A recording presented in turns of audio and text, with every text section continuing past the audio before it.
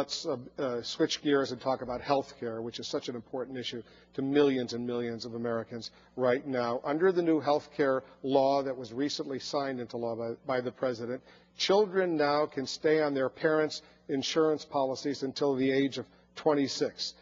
People can no longer be denied coverage for pre-existing conditions.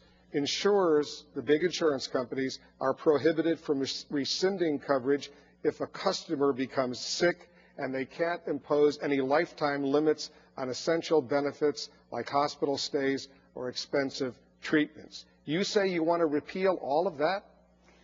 Well, first of all, no one's disputing that our healthcare system before Obamacare didn't need reform. Those are very important things that are part of insurance reform, not healthcare reform. Our goal should be to make health care more affordable. When we passed Obamacare, we were promised that it would make more people insured. Well, recent CBO reports say that it's not. It's actually causing businesses to drop their policies because compliance standards are so high. Our laws, especially when it comes to health care, should not force businesses to break our laws. So what I want to do is to fight to fully repeal that so that we can begin to enact real reform. I want to be precise on this specific health care related issue. You oppose the government mandating that everyone must purchase health insurance. Is that right? Yes. Let's say someone decides not to purchase health insurance, makes that conscientious decision, even though this person can't afford to buy health insurance, but decides doesn't want to. This person gets critically ill, is rushed to an emergency room.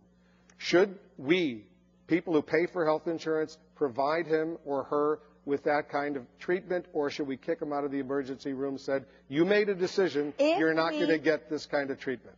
If we do the things that I said that will help to address, that I'm proposing, that will help to address the issue of health care, then that person can afford to buy a catastrophic only policy from across state lines. They'll be able to... But what if that person doesn't want to buy it?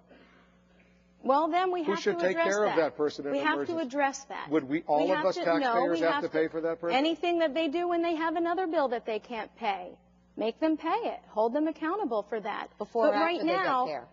Well, that's up to the hospital. But right now we're forcing them to. We're forcing them that they have to give care to illegal aliens.